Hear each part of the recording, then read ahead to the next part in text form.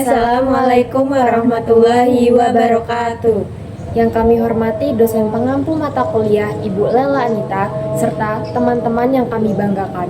Perkenalkan, kami dari kelompok yang beranggotakan saya, Nia Faradina dengan NPM 2403030021 dan rekan saya Zahra Septiani Putri, NPM 2403031035. Pada kesempatan ini, kami akan mempresentasikan tugas mengenai kasus pelanggaran etika profesi akuntan pada PT Adam Sky Connection Airlines. Kasus ini kami pilih karena berkaitan erat dengan pentingnya penerapan kode etik dalam profesi akuntansi. Seorang akuntan tidak hanya dituntut memiliki kemampuan teknis dalam menyusun dan mengaudit laporan keuangan, tetapi juga harus menjunjung tinggi integritas, objektivitas, serta tanggung jawab kepada publik.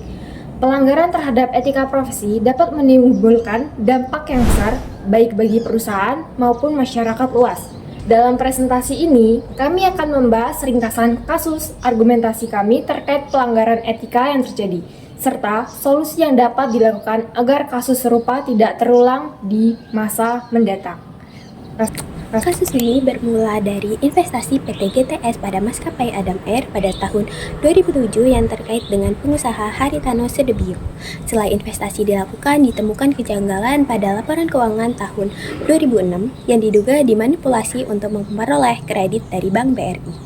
Seringkali kecelakaan pesawat memperburuk kondisi perusahaan dan menimbulkan konflik antara manajemen dan pemegang saham, hingga PT Bakti Investama menarik saham pada tahun 2008. Operasional maskapai kemudian dihentikan dan izin terbang dicabut oleh Departemen Perhubungan Republik Indonesia. Audit menemukan adanya penggelembungan dana, pemalsuan laporan keuangan, serta lemahnya sistem pengendalian internal. Kasus ini menunjukkan pelanggaran kode etik akuntan karena tidak menjaga integritas dan profesionalisme. Berdasarkan teori front triangle, kecurangan terjadi karena adanya motivasi atau keinginan keuntungan, kesempatan atau lemahnya pengawasan dan rasionalisasi atau pembenaran tindakan curang. Dalam kasus ini, terdapat beberapa pelanggaran kode etik profesi akuntan. Yang pertama, yaitu pelanggaran prinsip integritas. Akuntan seharusnya bersikap jujur dan menyajikan laporan keuangan sesuai dengan fakta. Namun, dalam kasus ini, laporan justru dimanipulasi agar perusahaan terlihat lebih baik. Dan yang kedua, yaitu tidak menjalankan tanggung jawab profesional. Akuntan tidak menunjukkan sikap profesional dalam melaksanakan tugas audit yang seharusnya dilakukan secara teliti dan sesuai standar. Dan argumentasi yang ketiga, yaitu melanggar prinsip objektivitas. Auditor seharusnya bebas dari pengaruh pihak tertentu, tetapi dalam kasus ini diduga terdapat kepentingan yang mempengaruhi hasil audit. Dan yang keempat, mengabaikan kepentingan publik. Laporan keuangan yang tidak benar dapat merugikan investor, kreditur, dan masyarakat yang mempercayai informasi tersebut. Dan yang kelima, yaitu melanggar standar teknis dan profesional. Proses audit tidak dilakukan sesuai standar akuntansi dan standar audit yang berlaku.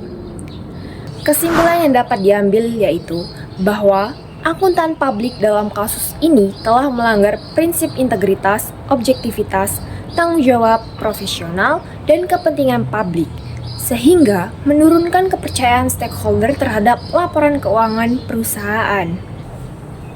Untuk mencegah agar kasus serupa tidak terjadi kembali, terdapat beberapa solusi yang dapat dilakukan.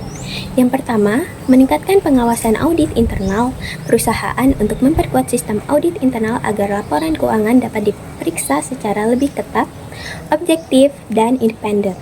Yang kedua, pendidikan dan pelatihan etika akuntan.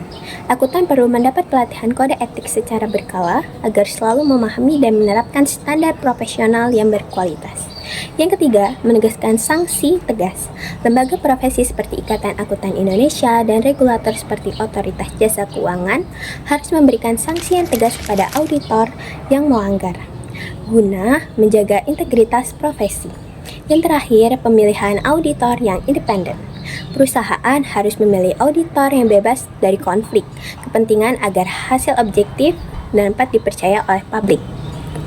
Berdasarkan kasus audit laporan keuangan pada PT Adam Sky Connection Airlines, dapat disimpulkan bahwa akuntan publik memiliki peran yang sangat penting dalam menjaga keandalan dan kejujuran informasi keuangan perusahaan.